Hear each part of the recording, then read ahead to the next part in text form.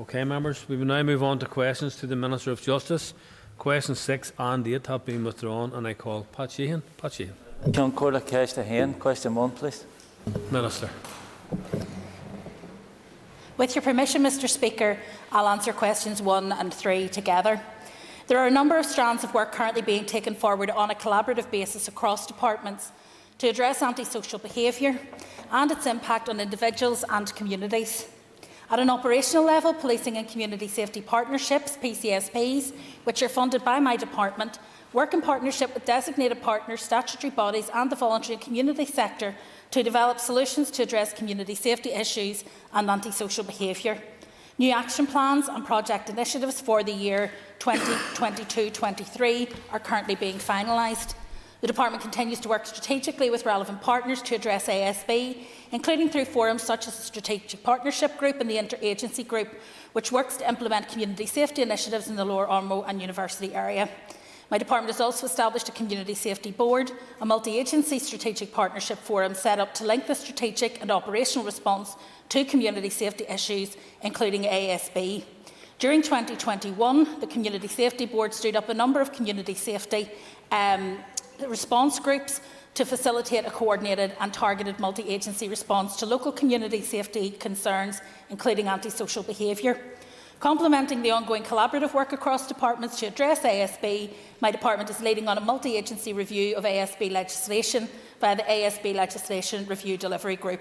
The objective of this review is to ensure that the relevant authorities across housing, justice and local council have effective and proportionate enforcement powers in place to deal with ASB. The Delivery Group is currently considering 9 legislative powers, 4 of which were added to the review following public consultation and engagement. Work to date has involved detailed assessment of new legislative measures applied in other jurisdictions in response to ASB and their success, and careful consideration of whether equivalent powers are required in Northern Ireland and the potential implications. To date, considerations have been completed on 4 powers: absolute grounds for possession, civil injunctions, provisions relating to noise, nuisance and criminal behaviour orders, and the group will be finalising their consideration of a 5th power in the coming weeks, and the remaining powers are being actively considered. Where legislative change is proposed, each departmental lead will be responsible for taking forward any subsequent legislative process within the timeframe set by their individual department's legislative work programme. We're well over time now. Supplementary, Pat Sheehan. I thank the Minister for that answer. For some communities and individuals, antisocial behaviour is more than just an inconvenience. It's a living nightmare for some people, and the Minister will be well aware of documented cases where people have taken their own lives. So would she agree with me that work needs to be expedited to tackle this problem and divert young people away from this behaviour, which is so distressing? The issue of youth diversion is something that both, for example, the Youth Justice Agency in terms of its early intervention programmes and also the Department for Education in terms of its youth service do actually try to engage themselves in, but the member will be conscious that for us to be able to do that well and to be able to address issues in a coherent way, we also need the legislative tools available to ensure that, for example, we have the powers of seizure for on-street drinking that we need, which we know there were flaws in the previous attempts to be able to achieve that, but also that we can work closely with communities to ensure that their particular priorities are taken into account. And I think contacting the PCSPs at this time as they finalise their programmes is an important part of ensuring that diversionary work continues. I call Claire Sugden. Thank you, Mr Speaker, and thanks, Minister, for her answer thus far. In my constituency in Limavady, we're currently experiencing quite a difficult antisocial behaviour issue, and I know colleagues from across the constituency have asked for that to stop. But operationally on the ground, this is a responsibility for the PSNI, but what they would tell me is that the legislation doesn't support them to take that through the full criminal justice system. Antisocial behaviour as well is a pattern of behaviour. Are there any plans to capture within legislation this pattern of behaviour so that we can bring people to justice and hopefully deter anyone else from carrying out this type of behaviour? Well, in terms of legislative opportunities, obviously I've set out the 9 legislative powers that are being dealt with, and those were added to during the consultation phase, so members have had an opportunity to be able to highlight areas where they feel that there is an issue. Antisocial behaviour can also amount in some cases to harassment, and so it may be worth the member discussing with the local police whether or not harassment laws can be used where a particular person is being targeted by antisocial behaviour, and whether or not there are opportunities in that to be able to pursue prosecutions in a more structured way. In terms of antisocial behaviour, obviously we're looking at criminal behaviour orders and noise nuisance as part of the work that we're doing, but I think that there are other legal measures that may be available, and I would certainly be happy if the member would like to discuss that with my officials and seek guidance. We would be happy to assist. I call Paula Bradshaw. Mr Speaker, and thank you, Minister, for your answers so far. Minister, you'll be aware that every year there are issues in the Holy Land area of South Belfast, and the residents there are already starting to be nervous about what is to come this year. Can you offer them a reassurance that work is underway to put in place a multidisciplinary cross-department approach to addressing it? Thank you. Well, I think the recent behaviour, scenes of disorder and criminality in the Holy Lands and in the wider area are completely unacceptable. I think that's been recognised by everyone who is involved in trying to overcome those issues. There are some issues that I think are a matter of antisocial behaviour, but there are others I think that have a structural basis, and that is why we're working with the Strategic Partnership Group to address the underlying causes in the area. For example, the overpopulation of HMOs has created issues. There are other issues in terms of seizure of alcohol, which has proved to be difficult in the past. And so what we hope to do in the near future is appoint an intervention manager for the Holy Lands, and there has been joint departmental funding associated with that to work very closely and in a cross-community, in a cross-departmental and inclusive way with the local community to develop plans for the area.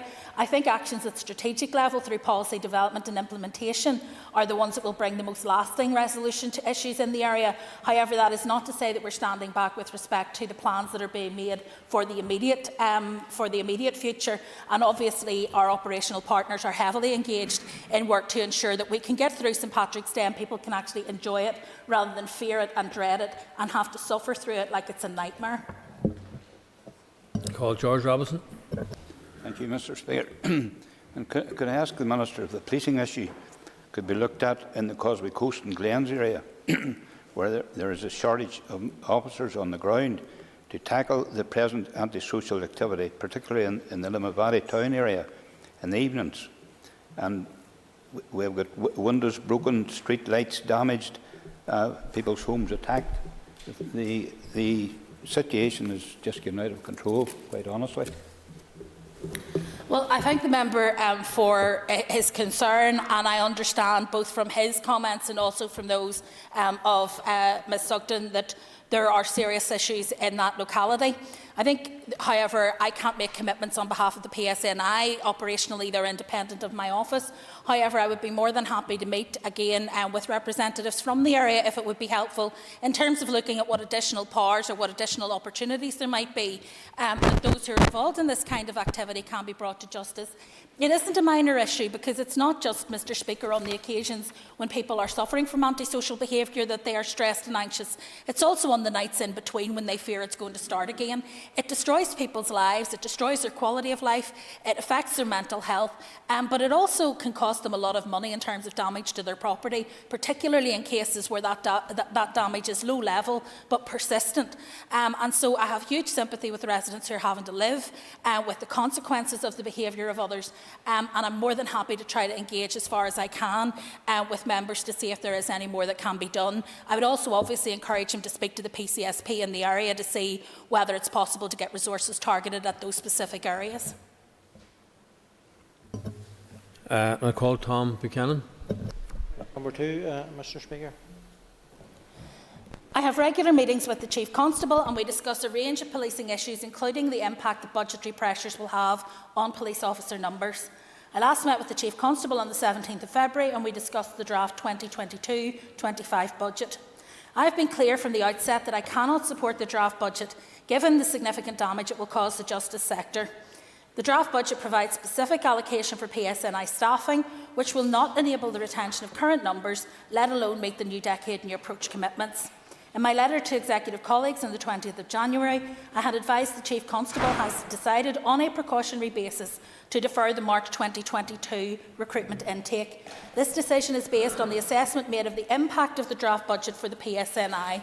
The recruitment of police officers is ultimately an operational matter for the Chief Constable, who is accountable to the Northern Ireland Policing Board, and I am committed to respecting his operational independence and the role of the Policing Board. I understand from my meeting with the Chief Constable that he is having ongoing discussions with the Board around the detail of how PSNI propose to address the budget impacts.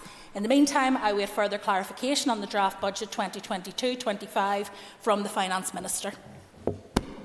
Supplementary, Tom McKinnon. Thank you, Mr. Speaker. I note the Minister's concern with regards to the draft budget. Can the Minister inform this House as to what discussions she's had with the Finance Minister, as he does have a responsibility on the NDNA to provide adequate funding for the increase of officers that is required, and how positive those talks have been? Well, as the member will know, the Executive has not yet agreed the draft budget. It was simply agreed that we could consult upon it. Consultation document was then issued on the 13th of December 2021. I have discussed the draft budget in the weeks running up to that point, as we brought forward our departmental concerns around this, and I have continued to engage constructively with the Finance Minister since. There is a problem, I think, with the budget in terms of the amount of money available, and I understand that there are competing pressures. No department will get everything that it wants. However, we have made it very clear in the Department of Justice that while we're willing to be pragmatic about the spread of the finances, what we cannot do and what it would not be reasonable to do is to make decisions at this point for 3 years that will lead to a lasting damage to the justice system, that would ultimately undermine confidence in policing and justice, and lead to extremely long waits in court, to extremely long waits for those who work in the justice system to be paid, but also an increase in the kind of antisocial behaviour and non-responsiveness of police officers because of lack of numbers. Those are the things that ultimately define confidence in the police service, and therefore it is important that not only the police service but the entire justice system is adequately funded. Nicole Sinead-Ennis. Margaret Cancorla. Minister, the Finance Minister has confirmed that an additional £300 million on top of the published draft budget would be made available to departments next year if the Executive was functioning. So can the Minister confirm whether she would bid for additional funding for the PSNI in the event of the DUP resuming its executive responsibilities? I would indeed be making a bid, but I have to also caution the member that that would only be for next year. It wouldn't be baseline funding. And of course, when it comes to employment of staff and other things, it has to be baselined in order for it to be meaningful. So whilst it may provide us with some comfort in the immediate term in terms of next year, it wouldn't deal with the overarching problem that we have in terms of the 3-year funding, but we would indeed be hoping to bid for that. And it is, I have to say, Mr Speaker, it is important that we're able to get some kind of certainty around the budget, because whatever our departmental complaints about the current draft budget, what the worst possible outcome is for people not to know what the budget will be. We know that's already having an impact on many of our third sector partners who are having to put staff on protective notice. We're going to lose talented people who are carrying out essential work on behalf of the department as a result of them having no certainty in terms of their employment. Call Cara Hunter. Mr Speaker, I'd like to thank the Minister for her answers so far. And we know that budgetary issues can have huge negative knock-on effects. So my question refers to what will this mean for areas like Causeway Coast and Glens who already struggle with officer availability, and have you spoken with any officers within that area who already feel overstretched? Thank you. Well, I haven't spoken to officers in that area now for about a year. I think that was the last time when I called in and actually visited police stations up in the northwest, and I met with those in the general area. And I know the good work that they were doing in terms of engaging with communities and trying to work to build confidence, but also to ensure that people were reporting incidents so that the police can get a proper pattern of behaviour that they can respond to. I can't predict, standing here today, what decisions the Chief Constable and his officers might make in terms of how they would adapt to the draft budget as it currently stands, but it's clear that there would be fewer police officers on the ground. The Chief Constable has spoken about the reduction in numbers, and he's talking in hundreds, not intends. So I think we need to be realistic about the impact that that would have on frontline services. And whilst the police have done a lot over recent years to try to put more people on the streets rather than in back offices, that takes time and it takes investment. So I think we need to be realistic about the impact it would have on service. Paul Kelly-Armstrong. Mr Speaker, Minister, could I just get clarification from yourselves? Comments made by the Finance Minister last week, he stated that the Department of Justice baseline would actually increase under the proposed draft budget. Could you clarify this, please? Yes, I can. During question time with the Minister of Finance on Tuesday, 22nd of February, he quoted the Department of Justice baseline as increasing by 2.9, 3.9 and 3.3% across the budget period, which in monetary terms is 31.2 million, 42.3 million and 35.6 million. However, in my opinion, this is misleading as it includes security funding of 31.2 million, which is an ongoing commitment from the UK Government to assist with reserve policing costs linked to the prevalent level of security threats. It is not part of the Department of Justice baseline. In addition, the funding for domestic and sexual abuse strategy has been included in full in the Department of Finance calculations, when in reality it will be shared across a number of departments. Removing those two elements means a baseline decrease in the first year of 0.1%, an increase of 0.7% and 0.1% in years 2 and 3 respectively. In monetary terms, minus 1 million, plus 8 million and plus 0.8 million. This reflects the findings of the Fiscal Council report and demonstrates that the draft allocation from my department is not an increase to the Department of Justice baseline in the quantum as described in the member's response to the question, and is actually a decrease in baseline from 2022-23. Draft budget includes 14.8 million per annum to PSNI for police staffing, but this allocation can only be used for that specific purpose, which is insufficient to maintain police officer numbers at approximately 7,100. Also, further progress towards achieving the NDNA commitment of 7,500 officers would not be possible unless further funding is made available. In fact, with an allocation of only 14.8 million, this would reverse the uplift in headcount underway in 2021-22. The Department could not achieve 2% cuts without impacting the PSNI budget, as the PSNI budget is around 67% of the total Department budget, excluding security funding. I call Aisling Riley. Taoiseach Cahir, question number 4. Last year, I committed to a review of the existing vagrancy legislation and its usage. While I made no commitment on the timeframe for its completion, I had hoped it could be progressed in the current political mandate. As members know, it had been my intention to bring about change to the current vagrancy provision through an amendment to the then Justice Miscellaneous Provisions Bill. However, given the limitations of the rescoped Justice Sexual Offences and Trafficking Victims Bill and the substantial engagement of my department's policy and legislative resources in the delivery of what has been a very challenging legislative programme, this has not been possible.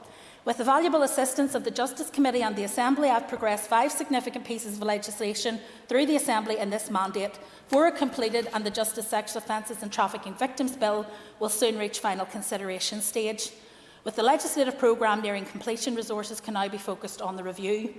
I'm very aware that begging and rough sleeping are often linked to underlying issues such as homelessness, addiction and poor mental health, and have always maintained that poverty and destitution should never be criminalised. I appreciate that there can be associated behaviours that are unacceptable, and it is important that the review establishes how vagrancy powers are being used. However, in the majority of cases, our response should be to provide support and to seek to address the issues that have driven people to a point where they feel there is no alternative to begging and rough sleeping. These are complex societal issues, issues which are cross-cutting and require a coordinated response across Northern Ireland departments. Repeal of vagrancy legislation alone will not suffice. It will be important to ensure that any proposed legislative changes are crafted so they do not have any inadvertent adverse impacts on the most vulnerable in our society. Proposals for legislative change will have to be taken forward in the next mandate, though this, of course, will be subject to ministerial priorities in that new mandate. Aisling Riley. Minister, as you said, you've repeatedly stated your intentions to complete the review of the Vagrancy Acts by the end of the mandate, and he says that it may now be into the next mandate. And you also agree that no one should be criminalised for being homeless. So we really should be supporting these people and not punishing them. So, although you think it's going to be in the next mandate, when do you expect that may be? Well, it is fair to say that we are now able to allocate resources to the review, and we'll be able to look at the circumstances and impact of the use of the legislation.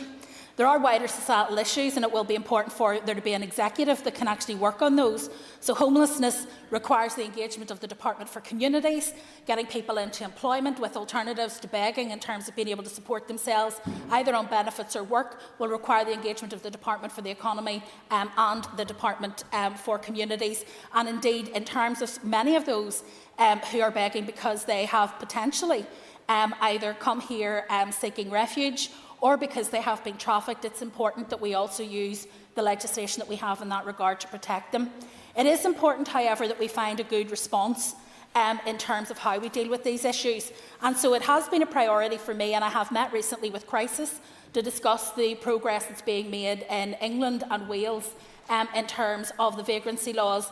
It is impossible for us simply to piggyback on the decision that's been made there, because we have two separate pieces of law, one of which is the Ireland Act, which we would need to repeal in order to do this properly. So we need to do the work. It is hard to estimate when that will happen, but it won't be obviously necessarily me who takes it forward. I can simply say that it is a priority for me, and it is currently a priority for the department. Keith Archibald.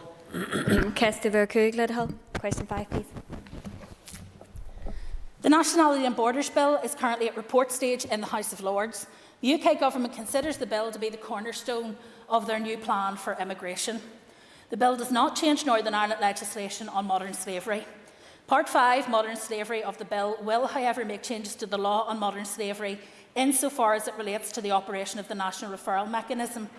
The bill seeks to ensure victims are identified and supported as quickly as possible through the National Referral Mechanism. These changes include, but are not limited to, the following: setting a deadline for potential victims to disclose full details of their exploitation, clause 58, excluding victims of slavery and trafficking from protection who have been identified as a threat to public order based on a previous conviction, clause 62. These clauses raise concern, as is often the case, that victims of modern slavery and human trafficking may take a considerable time to be able to be open about their experiences because of fear for their safety or lack of trust in enforcing authorities, even if their traffickers are behind bars. Initially, officials from my department have engaged with and sought clarification from the Home Office on clauses within the Nationality and Borders Bill that could impact on potential victims going through the NRM. It is now my intention to write to the Home Office as Justice Minister, setting out clearly where I have concerns about the proposed changes to the NRM, which, as the member will appreciate, will apply across the UK. I'm also aware that concerns have been expressed by a number of stakeholders in relation to clauses of the bill, including clause 58 and clause 62. I will also be seeking reassurance that concerns expressed by those stakeholders will be considered and addressed. Supplementary, Keith Archibald. And I thank the Minister for her response, and she's referred to some stakeholders already, but the Human Rights Commission and the Equality Commission have called for the North to be removed from the modern slavery and human trafficking provisions of the bill, as it would potentially breach Article 2 of the Protocol, which obviously obliges no diminution of rights as a result of Brexit. Does the Minister believe these provisions would roll back on rights and equality, and would this breach Article 2 of the Protocol?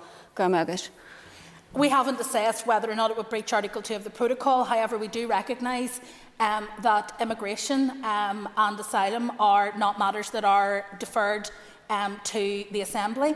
They are reserved matters, and as such we have no power to accept ourselves from them or to change them. We have, however, as you know, in the last reading of the Sexual Offences and Trafficking Victims Bill here in this House, extended the support that will be available to those who are victims of human trafficking. And as a department, we will always take a compassionate view of those who find themselves in those circumstances, irrespective of the view that may be taken elsewhere.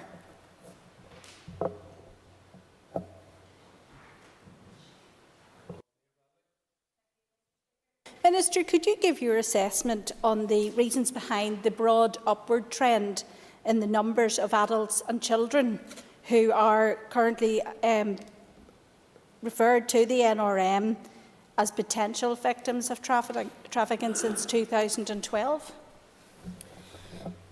Well, I think it's very difficult in order for us to be able to assess the reasons. There can be a number of complex reasons. Some of it is because people are more aware of the mechanism and because people are coming forward and reporting crime more effectively.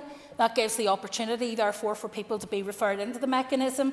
And in other cases, it is because there is potentially some increase in activity.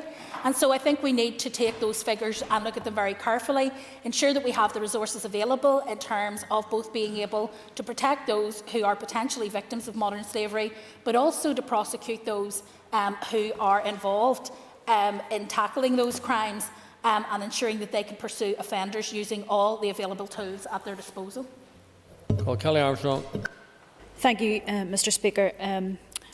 Minister, thank you so much for the work that you do in the area of modern slavery and human trafficking provisions, and just to pay tribute to Invisible Traffic in my own constituency who work so hard. But does the Minister share my concerns that the UK Government's hostile environment policies, including the ban on work for those seeking asylum, risks further marginalising vulnerable people and leaving them at risk of exploitation through modern slavery or trafficking?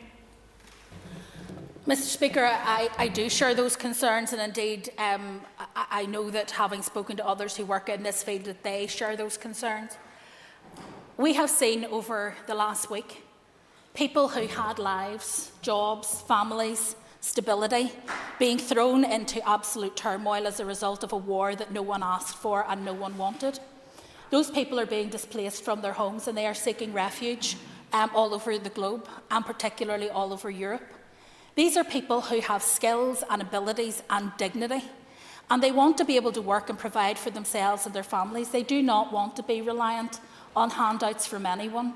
And I believe that it is incumbent on us, if we are to fully deal with issues of human trafficking, with issues around asylum and refugee status, that we allow people who are here, who do not have a decision made about their long-term future within 6 months, to be able to find employment, to be able to work in employment that they are qualified to work in, and to be able to rebuild their lives. Given that some people remain in the system with no decision for 4, 5 and 6 years, I think that it is an indignity on them and their family that they are left to scrape and scrimp on what are paltry amounts of money in terms of being able to survive. People who are in that situation have already been traumatised. Part of their recovery is about restoring their dignity and agency, and I believe that work is one key way that we can do that.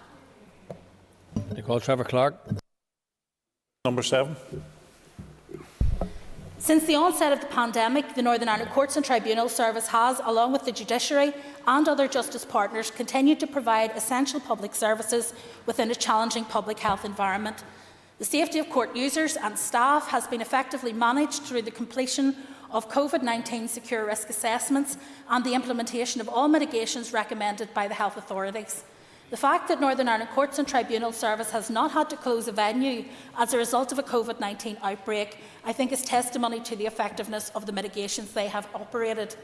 The mitigations currently in place at all court and tribunal venues include facilitating remote hearings as well as physical attendance, arranging the physical environment to allow social distancing, increasing the provision of mechanical and natural ventilation, providing physical screens in courtrooms and at counters, and providing an enhanced cleaning service. For those people attending court and tribunal venues, Northern Ireland Courts and Tribunal Service is still reminding people that to keep themselves safe, they should only attend court when required by the judge, should continue to wear face coverings, should continue to maintain social distance from others, and should continue to practice good hand hygiene. My officials are continuing to engage with colleagues from the Executive Office and Department of Health to ensure that the safety measures at courts and tribunals venues remain proportionate and consistent with the public health guidance. Supplementary, Trevor Clark. Much, Mr Speaker, and can I thank the Minister for the answer, and appreciate at the same time the difficulties that the Court Service and many others had given the pandemic. But can I ask the Minister, has any representative bodies made representation to you about getting the Court Service back to a normal process? And indeed, has anyone raised the suitability or otherwise about how some of the work has been done over video, where sometimes it could suggest that people don't get a fair representation? Well, no one has raised the issue that people are not getting a fair representation, because ultimately the judiciary have the power to require in-person hearings if they believe that that is in the interest of justice. So that is not a complaint that I have heard. I am aware that people are eager to get back to normal, and I respect that. But our courts are an unusual set of circumstances. Unlike hospitality, we can't make a choice whether or not we go to court. We're compelled to go there. And so we have particular responsibilities when we compel people to attend a venue to make sure that that venue is safe. From our perspective, we are moving through the process of relaxations. However, in terms of COVID recovery, the biggest challenge is not actually where people are based or whether or not they do their work in a hybrid fashion. The biggest challenge we will have is if we don't have the resources to have the qualified staff to be able to work at the rate that we are at the moment, which is around 115% across the entire Justice family in terms of output. If we continue with that, we will see court recovery in the next 2 years. If we don't, then we could be looking towards 2027 before we see the High Courts back to normal levels of business. And that ends the period for a list of questions, members. We will now move on to 15 minutes of topical questions. Question 3 has been withdrawn, and I call Cathal Boylan. Can the Minister confirm or is she aware of prisoners in both Maghaberry and Hydebank women's prisons being denied in-person visits, given the fact that the COVID-19 restrictions have been removed in wider society? Well, first of all, it is not the case that people are being denied in-person visits. In-person visits have been restored within the prison system. They are there alongside the opportunity to have virtual visits. There are restrictions still in place in that we still have screens in place at visitation, because we believe again that we're trying to protect what is a residential population with no choice over exposure. Members will be aware that there have been now for the first time some cases within the prison in Maghaberry, which is highly unusual in that we have managed to keep COVID out of the prisons until this point in time. So COVID is not over, certainly not for those who are vulnerable within our prison system, and we need to work towards a date where we're able to remove the remaining restrictions. At the moment, that target date is the 4th of April. However, we will look very carefully to see how things are on the ground outside to make sure that we keep those in the prisons inside as safe and secure from COVID as we possibly can. Supplementary, Cathal Boylan. I'm going to thank the Minister for her response, but Minister, clearly the likes of the screens and those robust measures are burdensome for both the prisoners and the families, and you give a provisional date. Is there any opportunity for that provisional date of the 4th to be brought forward? Well, we are working through a series of measures that would need to be removed, and obviously we are aware that in terms of visitation, the screens are a concern for some prisoners. However, we have to be proportionate in the discretion that we show in terms of what is safe and what isn't, because it isn't just that prisoner who is affected, it's every other prisoner on their wing if they contract COVID. So we need to move with caution, but without holding back where we can move forward. If we're able to remove screens in advance of the 4th, and that's the date we're working towards for removal of all the restrictions, if we're able to remove screens in advance of that date, we of course will. It's not about putting the foot on the brakes in terms of making change, but we do have to be very conscious of the vulnerability of some of those within the prison system in terms of underlying health conditions, and we need to make sure that they are safe and secure within our prisons, and that is our primary responsibility. Sinead Bradley. Thank you, Mr. Speaker. Minister, no doubt like me, you will be aware of the outpouring of goodwill that exists from the people of Northern Ireland towards the people of Ukraine and indeed the anti-war protesters in Russia. And in the absence of us having an executive to give expression to that goodwill or coordinate any type of reach out to help those in need, can the Minister give me an assurance that she will scan her department and audit through it for any possible routes or access to help that she could help coordinate and help give the people of Northern Ireland give expression to their desperate need to help those people who are waiting for us? Well, I completely concur with what the member says in respect of the appalling scenes that we've witnessed over the last number of days. It is hard to believe that people who were living normal lives like us, holding down jobs like us, raising their families, going to school, going about their normal life like we are, have now been thrown into the kind of turmoil that we have seen visited on our television screens over the weekend. It is horrific. And I know how difficult it will be for those from Ukraine who are resident in Northern Ireland who desperately want to know that their families are safe, that they are secure, and most of all, they want to be reunited with their families so that they have that assurance. We have very few powers, Mr. Speaker, in respect of international issues, but if there is anything that my department can do to aid that work, we will be more than happy to do so. But I am happy to make a call from my perspective that I believe that the government now needs to lift the restrictions in terms of people moving from Ukraine, that they should not need to have visas and paperwork in order to be able to seek refuge here in this part of the world. I think it would be absolutely wrong for us to stand on those issues and hold people outside safety who could otherwise be here and be secure and start to rebuild a life. Because all of them will say they want a life in the here and now, but most of them will say they want to return. It is their home. It is where they belong. They're not coming here for any other reason than that they are currently not safe in their own homes. And I think we should be open in terms of how we support them. Supplementary, Sinead Bradley. I thank the Minister for her answer, and in particular putting on record her view, which I share entirely, on the visa requirements being required to be lifted. And I would request that the Minister express that directly to the Prime Minister and the Home Office from her department view. On a more practical level, Minister, I know there have been callings across this House where members are willing to do practical things like open constituency offices for drop-off points. And I would ask the Minister if she could, along with other ministers, and I appreciate it can't be through the platform of an executive, but along with other ministers, reach out, have conversations and try to coordinate some sort of practical effort and act as a leading voice in this, because people do want to help. I'm more than happy to commit to do that, Mr. Speaker, and I don't believe that there would be any resistance from any of the ministers in terms of wanting to assist with humanitarian efforts to assist those in Ukraine who are living at the moment in some of the most horrendous circumstances. Well, Caroline Killen. Minister, I welcome the long-awaited stalking legislation which has come through, which will no doubt give legal protection for the main part, women and girls.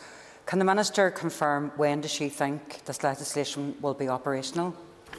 It's our hope that we will be able to have royal assent in the next few months, and that the offence itself will be operationalised by the end of the summer. And then hopefully the protection orders themselves will be available from the end of the year. Supplementary, Caroline Cullen. I welcome that, but what I suppose that, the sector and everyone else will be aware of the timescale, but certainly some of the feedback is we hope that will be the case. Minister, could you also give us an update on what support, additional support your department can provide to people, again mainly women, who have been affected by stalking, which itself is violence and harassment? Well, there are a number of things that we already do in terms of supporting people through the justice system, whether that is through victim support and the funding that we give to victim support, or whether it is some of the other work that we've been doing in terms of raising awareness. And there will, of course, be a media campaign to run alongside the new stalking legislation. We're also rolling out training for all of our partners in the justice system to make them aware of the new offence and how it operates, which I think is also very important. Undoubtedly, those who have been subjected to stalking will want to see this legislation in place as soon as possible. We certainly want to see it operationalised at the earliest possible opportunity, but it is important that we have that training complete and that we do the awareness raising so that when it is brought into operation and people report stalking behaviours, that they are picked up on by the police and that they are picked up on by prosecutors and indeed by the judiciary, so that people are fully aware of the legislation that is there and the tools that they have available to stop this really insidious behaviour. Justin McNulty. Minister, over the weekend, a family from Madden offered me their home and transport to families who may have been displaced from Ukraine. And your counterpart in the Republic, Minister McEntee, the Minister for Justice, has led from the front in terms of facilitating and welcoming refugees from Ukraine. And Minister, I know your stock answers usually devolved matter or operational matter. What are you doing as Minister for Justice to facilitate and welcome people from Ukraine and to help in this scenario? Well, I'm glad the member recognises that the role of the Minister of Justice in Ireland is a completely different one to the one that I hold. Unfortunately, the equivalent role would be the Minister for the Home Office, the Secretary of State for the Home Office. And I have to say that what they are doing in terms of their welcome, I think, is rather half-hearted and slightly depressing. I wish that they would go further. I wish that they would remove the requirements for visas. I wish that they would be more open about welcoming people to the UK. And I believe that they should do so, but also I believe that they should use the powers that they have in terms of account forfeiture, in terms of unexplained wealth orders, and in terms of the other powers that they have to start to deal with some of the oligarchs, because let's be clear, this is a war as much visited on the Russian people as it is on the people of Ukraine. This is not something that the Russian people are desirous of. This is something that is being fought from the Kremlin with the backing of finance from oligarchs. And the sooner the UK government can show a clean slate when it comes to being funded by such individuals, when it comes to having relationships with such individuals, I think the more secure people will feel actually seeking refuge in the UK. Just McNulty, supplementary. Minister, fully agree, and if you make representations on your behalf as Minister of Justice, I think that will be positive. And can you, as Minister, call a shadow executive to make representations of this place together, stating our position in relation to visa relaxations, to make this place more welcoming for refugees? I think it's very difficult to do so when there is no executive, but I think there is something that perhaps the Party Leaders Forum would be able to take forward, and I'm certainly happy to raise that with my counterparts, both those who are in Westminster and those who are here, and perhaps it would be a good opportunity for us to do that when we meet next in a couple of weeks' time. Okay, the next four members are not in their place, and I move swiftly then to Nicola Brogan. Can the Minister give me an update on her department's development of a hate crime bill, please? Yes, in terms of the hate crime bill, we are currently out to consultation, the first phase of consultation with respect to hate crime. Obviously, the work that Judge Marrinan did set out a pathway in terms of how we could develop new approaches to hate crime, but there are some quite complex questions, legal questions, that need to be answered for us to be able to do that. So the first phase of consultation is currently with the public, and we're hoping that that will come back very, very shortly. That should then give us a steer on some of those complex areas, like how we deal with sectarianism, how we deal with misogyny, whether we deal with gender as an aggravating factor, or whether we specify misogyny as part of that bill. So there are a number of key questions. When we get that back, we will then be able to develop legislative proposals around those call for view questions that we have out at the moment, and we will go back to public consultation hopefully later in this year. Our hope would be that a hate crime bill would be able to be brought forward in the next mandate, hopefully in the early stages of the next mandate. It's likely to be a complicated piece of legislation, but it's one that I think is of huge importance in terms of protecting people's dignity, their rights, and also their safety and security. And I think it's something that, as a Minister, I am passionate about driving forward, and I will continue to do that until someone replaces me, potentially after an election. Supplementary, Nicola Brogan. Thank you to the Minister for her answer. Just one point you touched upon there, Minister, was Judge Marrian's recommendations. One was to create a legal definition of sectarianism and developing a hate crime bill. Can you tell me if your department has been informed by the FICT report? Well, one of the issues that arises from the hate crime consultation was that I had written to colleagues in the executive and asked for their views, both in terms of what they intended to do with regard to the FICT report, what the plans were in terms of taking forward any of the recommendations, in order that we wouldn't cut across each other in terms of our plans. Unfortunately, we never got to that point because the report was published without any action plan attached. I think that is a huge missed opportunity, given that we spent £800,000 in developing the report. I think the very least people would have expected was that we did something with it.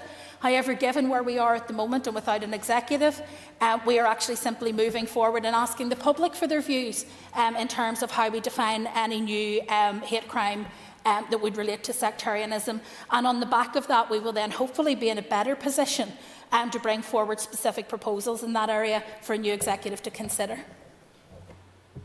Members, time is up. Members, please take a raise for a moment or two. We move on to the next item on the order paper.